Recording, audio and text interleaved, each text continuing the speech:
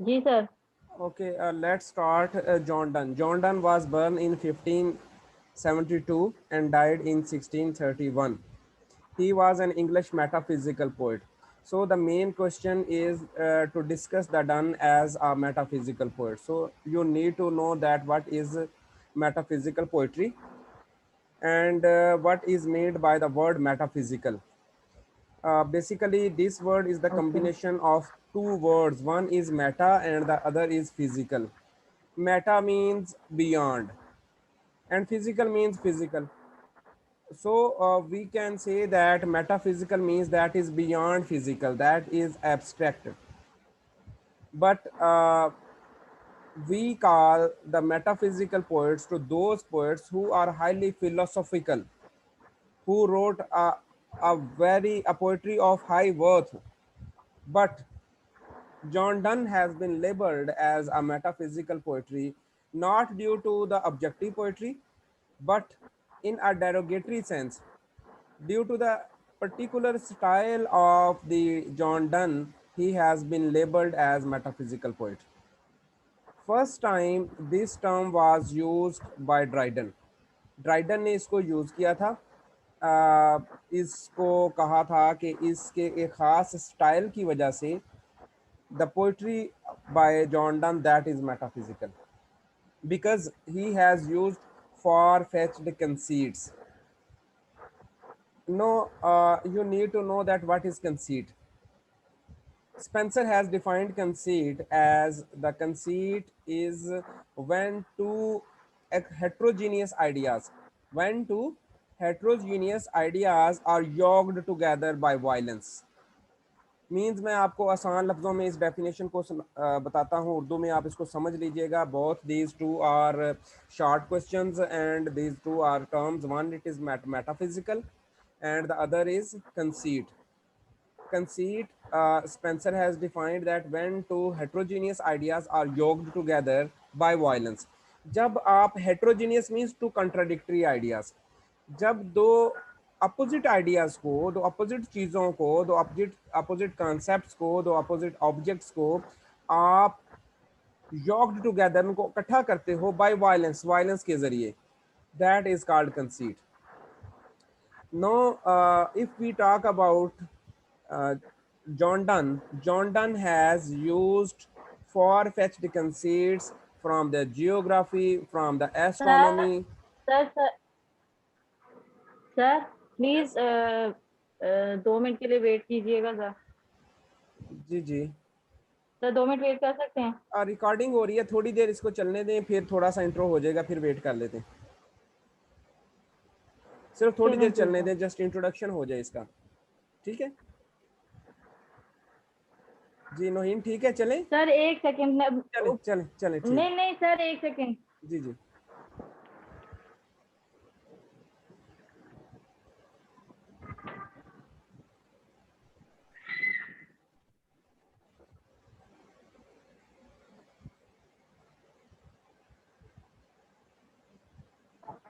शुरू हो रही थी।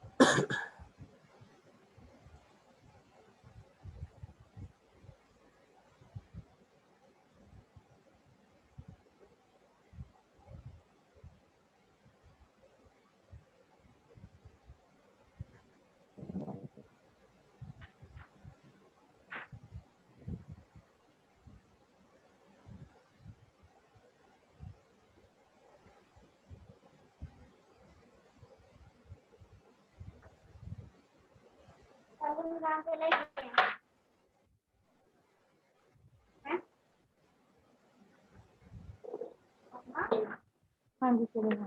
ये लो पकड़ो। बॉल पॉइंट तो पता है तुम्हें? बॉल पॉइंट आप लाए थे? नहीं। चलो जाओ अच्छा। बहन चलो।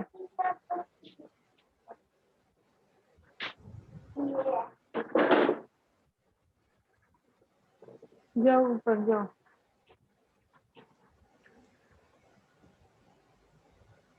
Hello hello. जी जी स्टार्ट करें। जी सर।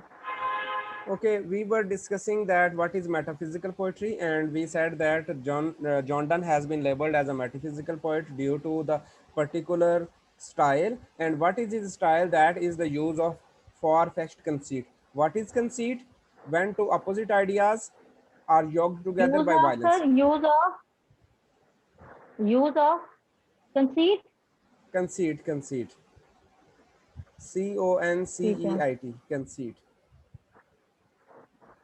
इसकी एग्जांपल हम एक ठीक है लेते सर। हैं। जॉन डन को अगर हम देखें तो इसकी एक पोएम में ये लव को, दो लवर्स को कंपेयर करता है विद दी कैंपस। कैंपस जो मैथमेटिक्स में यूज होता है, जो ये प्रकार होती है। जी जी जी तो अब ये जी देखें जी। कि अब इसने दो अपोजिट चीजों का आपस में कंपैरिजन कर दिया है। जो सिमिली जी होती है या मेटाफर होता है, उसमें हम टू अनलाइक थिंग्स का कंपैरिजन करते हैं, but there is some resemblance between the two. Let's say अगर हम कंपैरिजन करते हैं एक लड़की के होंठों का फूल के साथ, तो देयर इज अ जी जी। Comparison, that is softness. But here is no ठीक comparison है। between a compass and the love of lovers. He has compared the lovers' love are the two lovers with the 2 points of a compass from the mathematics. No, in this way we can say that he has taken this conceit. This is a conceit. Here are two opposite things. One is love and the other is a compass from mathematics. And he has compass. yoked these two. He has combined these two by violence. Okay, जब आप unnatural चीजों को आपस में compare करेंगे तो वो violence के जरिए ही होगा, वो सुलह सफाई से नहीं होगा। तो इस तरीके से ये है conceit. Spencer has defined conceit that when two heterogeneous means opposite objects or ideas are yoked together by violence. ये आपने एक एग्जांपल ले ली इसकी कैंपस की, इसने इसको यूज किया from the mathematics. He has used his कंसीड्स from different areas of knowledge like astronomy, like geography, like mathematics, biology, from different versions of science and technology. He has taken his conceit. So that's way he has been labeled as a metaphysical poet. If we look at the personal life of John Donne, he was born in a Catholic family, and he married with a girl named Anne Donne. तो इसने भागकर शादी की थी उसके साथ। इसको कोई जहेज वगैरह नहीं मिला था, तो काफ़ी सारे बच्चे थे इसके, शायद 9 या 11 के राउंड अबाउट इसके जो हैं वो बेबीज थे। अब जॉन डन की ज़िंदगी जो किसके है वो, सर? डन डन की बात करें, डन के 9 थे या 11 अच्छा। थे, देख लीजिएगा आप। तो अब इसकी ज़िंदगी जो है, जहेज भी नहीं मिला, उधर से बच्चे भी काफ़ी थे, एक पॉवर्टी की ज़िंदगी इसकी गुजरी है। इसने ज़िंदगी में शादी के बाद बहुत सारी मुश्किलात देखी। शादी से पहले इसने ज्वाइन किया कैम्ब्रिज यूनिवर्सिटी को, लेकिन वहाँ से ये डिग्री हासिल नहीं कर सका। He was a drunken man, he was a great visitors of lady. मुख्तलिफ लड़कियों के साथ इसके रिलेशंस होते थे, और इस किस्म का एक बिगड़ा सा नौजवान जो है ये ड्यूरिंग यूनिवर्सिटी डेज जो होता था। अब इसकी राइटिंग में क्या है, इसकी राइटिंग की अगर हम बात करें तो 2 किस्म की पोएम्स यहाँ पर इन्होंने बताई हैं। एक हमें love and divine poems. Love poems are, इसके लव पोएम्स को भी 3 कैटेगरीज में डिवाइड किया गया है। लव पोएम्स वो जो फिजिकल लव है, लड़के लड़की का लव, और डिवाइन पोएम्स वो जो इश्क हकीकी में लिखी गई हैं, खुदा के इश्क में लिखी गई हैं, वो हैं इसकी क्राइस्ट के लिए या खुदा के लिए। If we talk about the love poems, so that has been divided into 3 categories. First is physical love, then platonic love, and the one is cynical love. First talk about cynical love. Cynical love जो है ये भी एक short question आता है papers में। Metaphysical poetry भी short question आता है, far-fetched conceits short question आता है, and then cynical love. What is cynical love? Cynical love means a very cynical or hatred attitude towards women. औरत की तरफ आपका एक बहुत ही एक नेगेटिव वे में थिंकिंग जो है, ये समझना that all the women of the world they are unfaithful, that is cynical love. Understand? Definition, इसकी डेफिनेशन कैसे करेंगे sir? Ah very very very negative thinking about the woman, to consider the woman as unfaithful, unpious, that is cynical love.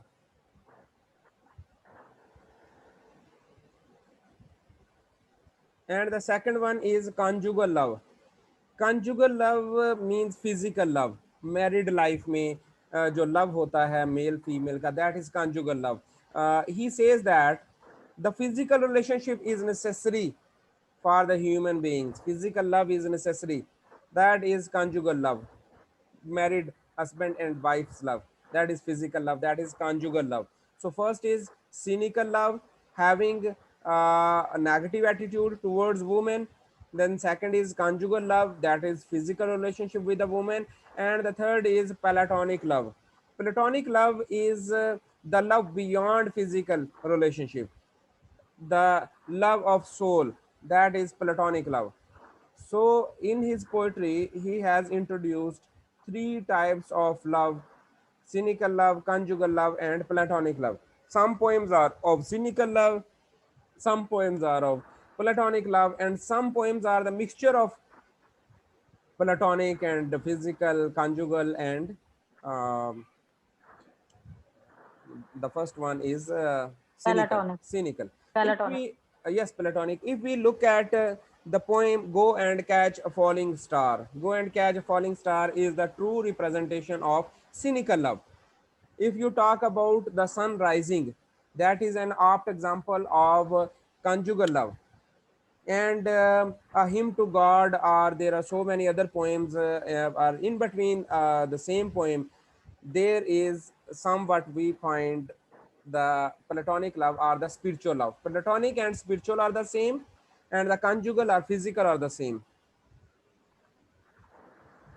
So these are the few background things about the John Donne.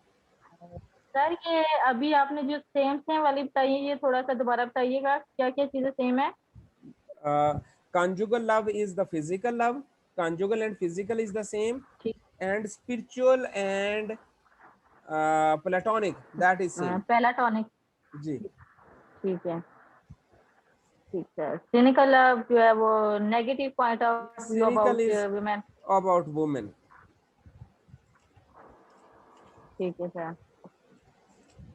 Conjugal physical love, Conjugal love is physical relationship a with, physical relationship, husband wife हाँ love. जी, और पेलाटोनिक जो है, हाँ जी, Spiritual और love. पेलाटोनिक जो है वो spiritual love, love of soul. ठीक है सर।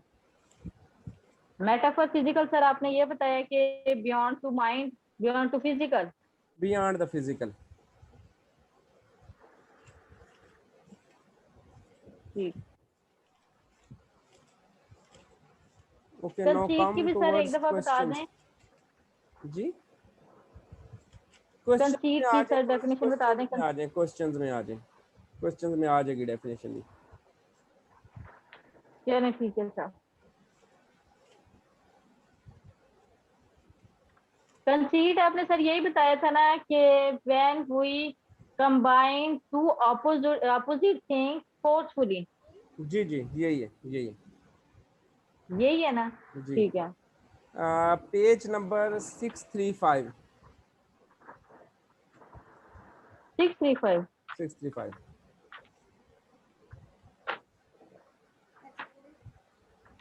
किसकी?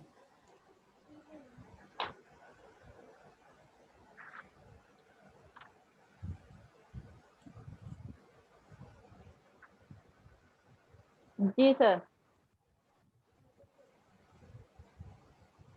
Okay, see this metaphysical poet. summary of Donne as a metaphysical poet. Metaphysical poetry is a combination of two elements: the fantastic in the form of style and the incongruous in matter and manner. मतलब metaphysical poetry जो है वो ऐसी poetry होती है जो जिसका style जो है वो बहुत ही ज़्यादा फैंटास्टिक होता है, बहुत ज़्यादा एक बाइजर लैंग्वेज होती है, बाइजर वर्ड यूज होगा, स्ट्रेंज होता है स्टाइल। और the second is incongruous in matter and manner. Matter और मैनर जो है वो भी बड़ा स्ट्रेंज किस्म का होता है। The term meta means physical poetry, involves the characteristics of complexity। इसमें complexity होगी बहुत ज़्यादा। आप देखेंगे कि ऐसे ऐसे कंसीट आ जाएंगे जिनको अंडरस्टैंड करना आसान नहीं होगा। जैसे यही देखें कि ये कैंपस वाला कंसीट जो है इसको अंडरस्टैंड करना it's not easy. Intellectual tone, intellectual इसमें साइंस, जियोग्राफी और बहुत कुछ चीज़ें शामिल होती हैं। Involves the characteristics of complexity, intellectual tone, abundance of subtle wit. सबल विट बहुत ज़्यादा पिथी स्टाइल होता है, ठीक है विट होती है, fusion of intellect and emotion, colloquial argumentative ठीक है। टोन। कोलोक्वल आर्गुमेंटेटिव टोन को समझ रहे हैं आप क्या है? नहीं सर। आम रोजमर्रा की जुबान होती है इसमें। कोलोक्वल होती है रोजमर्रा की जुबान। लिटरेचर में याद रखें रोजमर्रा की जुबान इस्तेमाल नहीं होती, लिटरेचर में बड़ी शाइस्ता और स्टैंडर्ड की लैंग्वेज यूज होती है। लेकिन ये जो जी मेटाफिजिकल है इसमें समटाइम कोलोक्वल आर्गुमेंटेटिव टोन इस्तेमाल हो जाती है। देन कंसीट इस्तेमाल होते हैं, स्कॉलरी अल्यूजन्स होते हैं। Allusions means historical references. Allusions means, do you understand what historical. is allusion? Allusion, that is also a term. Allusion. जी सर। Allusion means जी historical references. Then a dramatic tone जी and philosophic are reflective elements. So, if you define the metaphysical poetry, all these are the elements of the metaphysical poetry. Then ठीक Dr. है। Johnson pointed out that in metaphysical poetry, the most heterogeneous ideas are yoked by violence together. This is the definition of conceit. As a metaphysical poet, Donne's conceits are particular and novel. इसके जो conceits थे वो बिल्कुल नए थे, बड़े खास थे और नए थे। As he says, the spider love which unsubstantiated all and can convert manna to gal. Further add the summary of question of conceit। अच्छा इसको छोड़ दें आप, ये एग्जांपल जो है ये मैंने खुद नहीं पढ़ी। आप इसकी बहुत सारी पोएम्स हैं, उसमें से बहुत सारे कंसीट आपको मिल जाएंगे। आपको इसका एक कोरोना में आ क्वेश्चन रही हूँ आप बेलो वाले से। माइक ऑफ कर लें। इसका एक क्वेश्चन आप करेंगे जी कंसीट का, ठीक है? तो उसमें बहुत सारे एग्जांपल्स आपको कंसीट किसका सर? कंसीट कंसीट कंसीट का सेपरेट क्वेश्चंस भी होगा। कंसीट का। जी जी। नेक्स्ट देखें point 4। Donne's metaphysical poetry is full of shocks and surprises। Donne's metaphysical poetry is full of shocks and surprises। कैसे shocks और surprises? If you look at the poem the sun rising, sun rising, sun rising की जो opening line जो है that is very shocking, that is very surprising। He says that, oh unruly sun, oh busy old fool, unruly sun। अब ये सन को address कर रहा है। सन देखिए एक एब्स्ट्रैक्ट सी चीज है, वो इंसान नहीं है, लेकिन ये उसको एड्रेस कर रहा है और उसको कह रहा है बिजी ओल्ड फूल अनरूली सन, ओ बदतमीज बेवकूफ, इस तरह कह के उसको जो है वो ये। मुहातिब करता है। So that is a very strange style. That is a very shocking opening. Normally it doesn't happen. ऐसा नहीं होता ना कभी। तो इसलिए वो कह रहा है कि जी उसकी लाइनें जो हैं जो है ये बड़ी स्ट्रेंज हैं। अच्छा इसमें फिर अगर आप देखें एक और स्ट्रेंज जो है या सरप्राइजिंग जो है, ये गो and catch a falling star. ये कहता है गो एंड कैच। अब इसने ये बताना है actually in this poem that women are unfaithful, लेकिन बताने के लिए बात क्या कर रहा है इसको जरा समझिएगा। ये पोएम है इसकी, पेज नंबर है 532 532। अच्छा इससे पहले 524 आप देखें अगर, the sun rising. Sunrise open हो रही है, बिजी ओल्ड फूल अनरोली सन, सन को मुखातिब कर रहा है और उसको क्या कह रहा है, बिजी ओल्ड फूल, बूढ़े फूल, उसको फूल कह रहा है और कह रहा है अनरूली सन। और एक जगह पर जो उसको कहता है I can eclipse you with the winkle of my eyes, कहता है मैं आंख बंद कर दूं तो मैं तुम्हें ग्रहण लगा दूंगा। अब ये भी क्या उसको बात है। चैलेंज कर रहा है, I can eclipse you with the winkle of my eyes. अब ये देखें, ये भी जो एक वो है यूज ऑफ लैंग्वेज आप देखें, और इसमें बड़ी इंटरेस्टिंग बात करता है। आखिरी आखिरी लाइनें इसकी, आखिरी सेकंड लास्ट लाइन है, इसको देखें। वो कहता है to warm the world that's done in warming us, that is done in warming us, shine here to us and thou art everywhere. कहता है अगर तुम इस जगह पर शाइन करोगे, where I am with my beloved, ये जो मेरा कमरा है जिसमें मैं और मेरी बिलवड है, अगर तुम यहाँ पर शाइन करोगे तो इसका मतलब है तुम पूरी दुनिया पर शाइन करोगे, because my beloved is the whole universe. समझ आइए बात की। जी जी जी सर, आ गया। कह रहा है कि मैं, ये जो कमरा है जिसमें मैं मौजूद हूँ अपनी बिलवड के साथ, ये पूरी कायनात है, इसलिए shine here to us and thou art everywhere. तो अगर तुम इस कमरे में तुम्हारी रोशनी पहुंच गई, इसका मतलब है सारी दुनिया में तुम्हारी कमरी रोशनी पहुंच गई, because the whole world is lying at the moment in this room means his beloved. तो ये देखें, ये स्टाइल इसका देखें। फिर क्या कहता है इसकी लाइन, अगर आखिरी जो इसका जो आखिरी लाइनें हैं इसमें देखें, शी इज ऑल स्टेट्स, ये तीन है ना इसके बने हुए स्टैंजा, तीसरा स्टैंजा देखें, she ji ji ji is समझ आया, जी जी जी। She is all states and all princes. Means my beloved is the whole world. She is all state. Nothing else is. उसके अलावा दुनिया में कुछ नहीं है, ये सब कुछ जो है पूरी दुनिया की जो शहजादी है और पूरी दुनिया की जो स्टेट है, दैट इज माई प्रिंसेस। तो ये स्टाइल आप देखें किस तरीके से ये चीज़ों को बयान कर रहा है। कहता है I could eclipse and cloud them with a wink, अगर मैं आंख बंद कर लूं तो तुम्हें गिरन लग जाएगा। ये वही बात है, जिस तरह ना मैं आपको बताऊं, ये स्टाइल को समझने के लिए क्यों कह रहा है कि कलोक्वियल स्टाइल है। ये स्टेज ड्रामे आप कभी देखें, स्टेज ड्रामे में वो एक डायलॉग बोलता है वो कहता है मैं एक हाथ से बस रोक लेता हूँ, एक हाथ से चलती हुई बस रोक लेता हूँ, इतनी ताकत है मुझ में। हाँ जी। तो वो दूसरा बंदा कहता है वो कैसे रोकती हो, तो कहता है ऐसे ऐसे करता हूँ तो वो रुक जाती है। हाथ का इशारा देता हूँ तो बस रुक जाती है। तो पहले वो बड़ी बड़क मारता है कि मैं एक हाथ से बस रोक लेता हूँ, तो ये ऐसी ही कुछ बात जो है ये डन यहाँ पर कर रहा है कि I could eclipse you and cloud them with a wink, एक आंख बंद कर लूं तो तुम्हारी रोशनी खत्म हो जाएगी। तो जाहिर है वो जब अपनी आंखें बंद कर लेगा तो हाँ उसकी जी, खुद हाँ ही जी, आंखें अंधेरा आ जाएगा उसके हाँ आगे। जी, that is the style of John Donne. अब जब ये कहता है, पोएम है go and catch falling star, page number है 532, सॉरी। ये कहता है go and catch a falling star, song है इसका 532। जी सेकंड लाइन है जी जी सर। कहता है जाओ और एक गिरते हुए सितारे को कैच करो, get with child a mandrake root, mandrake root एक पौधा है, उसकी जड़ के साथ एक बच्चा पैदा करो, get with child a mandrake root. Tell me where all past years are, मुझे बताओ कि जो गुजरे हुए साल हैं सारे वो कहाँ पर हैं।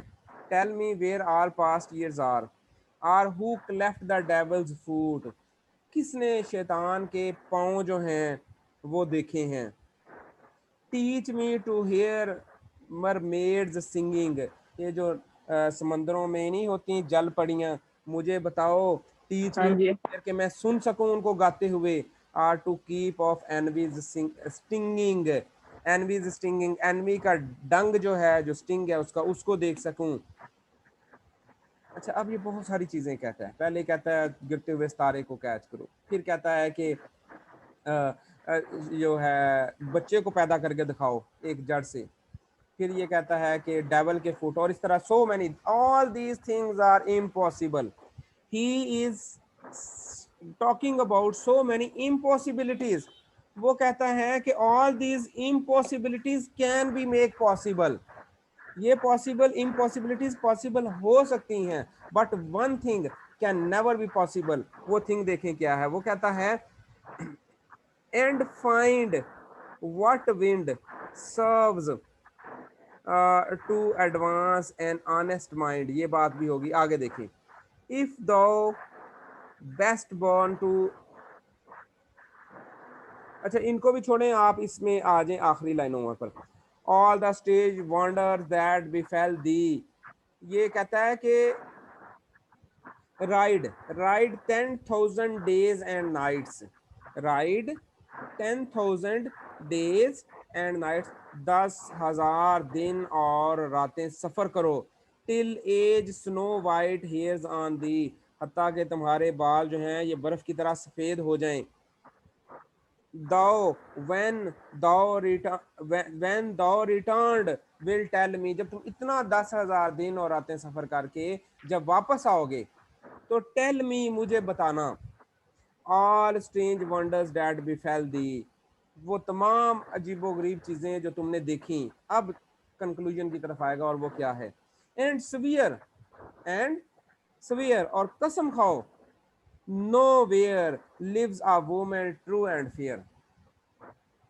तुम 10,000 दिन और रात भी सफर करते रहो, हत्ता कि तुम्हारे बाल सफेद हो जाएं, तुम बड़े बड़े इम्पॉसिबिलिटीज को पॉसिबल होते हुए देखोगे, बड़ी बड़ी स्ट्रेंज चीजें देखोगे, लेकिन कसम खाओ कि पूरी दुनिया में तुम्हें एक भी औरत ऐसी मिल जाए जो फेयर हो, नहीं मिलेगी।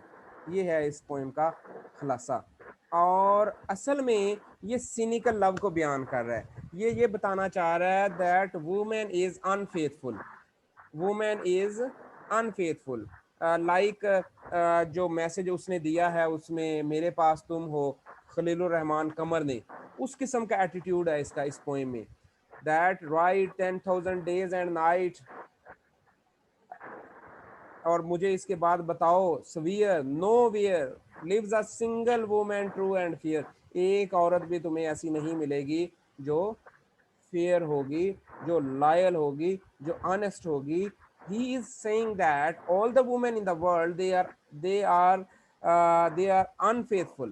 So that is the message, that is cynical love, and that is you can imagine, you can feel the style of the John Donne, the far-fetched conceits. He is talking about the stars, he is talking about the mandrake roots, he is talking about the devil's foot, in order to convey the message that is about the unfaithfulness of the woman. But the way, the style, you can feel the style is very strange, the style is very bizarre, the conceits he has used, these are very far fetched, बहुत दूर दराज की चीज़ों को इस्तेमाल कर रहा है एक बहुत ही दूर दराज की बात को कन्वे करने के लिए। So that is the called metaphysical style and these are called conceits. इस पोएम को पढ़ाने का मकसद ये था कि आपको थोड़ा सा आइडिया हो जाए इसके स्टाइल का, और आपको ये भी आइडिया हो जाए कि what type of love is the cynical love. Actually, he is writing against the Petrarch. Petrarch was a poet. Petrarch was a poet of Italy, and he has written in the favor of the woman. He has written in the favor of his beloved. उसकी एक beloved थी जिससे वो बहुत ज़्यादा प्यार करता था. Her name was Laura. Laura. Laura के love में उसने अपनी सारी पोइट्री की थी, और उसने वुमेन को एक बहुत ज़्यादा पायस शो किया था। He has presented women as a deity, एक खुदा, एक जो है वो ये क्या होती हैं हिंदुओं की वो मूर्ति, और इस तरीके से एक भगवान के रूप में उसने पेश किया था, और कहता था कि अगर तुम मेरी तरफ हंस के देख लोगी, या तुम मेरी तरफ देख लोगी, तो मैं जो है मैं दुनिया का सबसे खुशकिस्मत इंसान होगा। His poetry is like that, and we can say that the poetry of John Donne, that is anti-Petrarchan. He has presented a total new image of the woman, a new image of the love, that is cynical love. तो ये आप पहला सवाल जो है वो इसका कर लें, ये मैं मीटिंग एंड कर रहा हूँ, इसके बाद नेक्स्ट स्टार्ट करते हैं।